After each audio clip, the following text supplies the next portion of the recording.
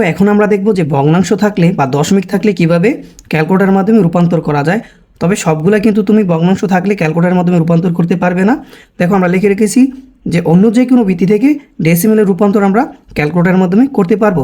আমরা যে সংখ্যাগুলো দেওয়া থাকবে সেই সংখ্যাগুলো প্রথম সম্পূর্ণটা তুলব, যেমন 10101.1012। এটাকে যদি আমরা ডেসিমেলে রূপান্তর করতে চাই তাহলে কি করব? তাহলে আমরা প্রথম এই 101.101 এই সম্পূর্ণ সংখ্যাটা ক্যালকুলেটারে তুলব, তবে ডট ছাড়া, কি ছাড়া? দশমিক ছাড়া। তুমি কিন্তু ক্যালকুলেটারে দশমিক নিতে পারবে না। তুমি দেখো ক্যালকুলেটারে আমি যদি চাপি 10101 ডট, দেখো নাম্বারিং মোডে কিন্তু দশমিক কাজ করে না। তো আমরা কি করব? এই সম্পূর্ণ সংখ্যাটা তুলব, যা আছে তা, দশমিক বাদে।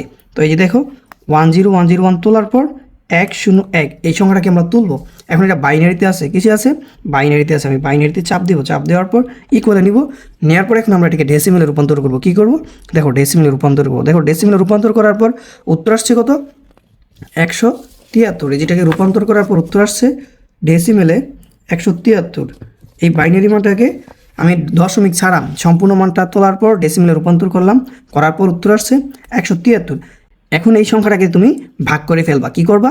ভাগ করে ফেলবা base to the power n দিয়ে। Base power n, base to the power n দিয়ে। এন হচ্ছে দশমিকের পরের কয়টা সংখ্যা সেটা। এখানে এন বলতে বোঝায় দশমিকের পরের কয়টা সংখ্যা। দেখো দশমিকের পরের সংখ্যা হচ্ছে 1 2 3, তিনটা। তাই আমরা কী করবো? এই যে 173, এই 173কে ভাগ দিয়ে ফেলবো base to the power n. Base কত? বাইনারি বেস 2 টু পাওয়ার কত? 3। এই এনের সংখ্যা কয়টা? তিনটা। আমরা এখন 173কে ভাগ করবো। এখন তুমি কি করবা? মোডে চাপ দেওয়ার পর 1-এ আসবা, আসার পর এই অ্যান্সারে কিন্তু উত্তরটা থাকে, তুমি অ্যান্সারে চাপ দিবা, এই যে অ্যান্সারে থাকে, এখন ভাগ দিবা 2 পাওয়ার 3। কি? পাওয়ার 3। দেখো অ্যান্সার 21.625 চলে আসছে। তো এভাবে কিন্তু তুমি একটা ভগ্নাংশযুক্ত সংখ্যাকে ডেসিমেলে প্রকাশ করতে পারবা। কিভাবে?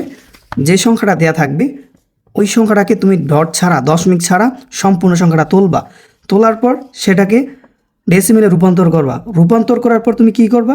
রূপান্তর করার পর base to the power n দিয়ে ভাগ দিয়ে দিবা।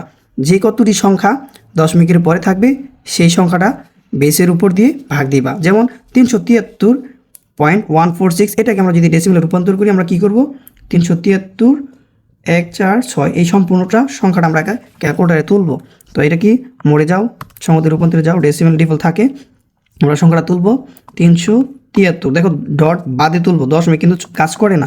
373 তুলব, এরপর 146। এটা তোলার পর এখন এটা অক্টালে নিতে হবে। এই যে অক্টালে নেওয়ার পর ডেসিমেলে কনভার্ট করো। কিসে? ডেসিমেলে রূপান্তর। যে সংখ্যাটা আসছে, কত আসছে?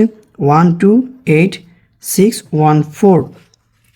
128614। এখন এই সংখ্যাটাকে আমরা ভাগ দিয়ে দিব base to the power n. Base to power n, base কত? 8। দেখো প্রশ্নে বেস কত? 8। 8 দিয়ে ভাগ দিব কত? Base to the power N. N বলতে দশমিকের পরের সংখ্যা কয়টা? দেখো দশমিকের পরের সংখ্যা হচ্ছে 3টা।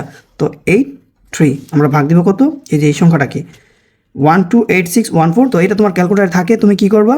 মোডে চাপ দিয়ে 1-এ কম্পাউন্ডে চলে যাবা, যাওয়ার পর কি করবা?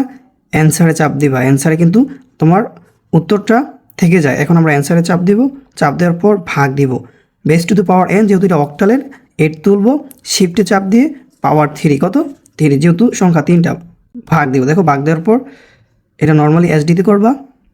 দেখো উত্তর চলে আসছে 251.1992188।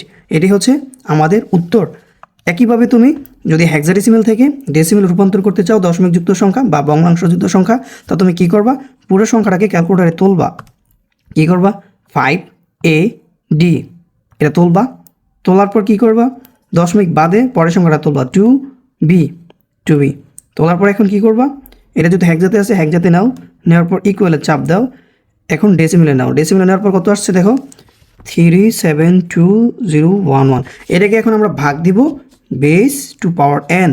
বেস কত? হেক্সার বেস 16। দশমিকের পরের সংখ্যা কয়টা? 2টা, 2B 2টা। এখন ভাগ দিবা 2 দিয়ে। এখন আমরা কী করব? মোড়ে চাপ দিয়ে কম্পাউন্ডে চলে যাব, যাওয়ার পর এখন কী করবো বলো? অ্যান্সারে চাপ দেবো। অ্যান্সারটা কিন্তু আমাদের হয়ে গেছে। এখন অ্যান্সারে চাপ দিব, চাপ দেওয়ার পর ভাগ দিব বেস 16 স্কোয়ার। দেখো অ্যান্সার চলে আসছে 453.167,969। তো এভাবে কিন্তু আমরা ক্যালকুলেটর দিয়ে যদি দশমিকযুক্ত সংখ্যাও থাকে অর্থাৎ ভগ্নাংশযুক্ত সংখ্যাও থাকে সেটাও কিন্তু আমরা ক্যালকুলেটরের মাধ্যমে রূপান্তর করতে পারবো, তবে সেটা শুধুমাত্র যে কোনো সংখ্যার ভিত্তি থেকে ডেসিমেলের ক্ষেত্রে। অন্য ক্ষেত্রে তুমি কিন্তু ক্যালকুলেটর দিয়ে ভগ্নাংশযুক্ত সংখ্যা রূপান্তর করতে পারবে না।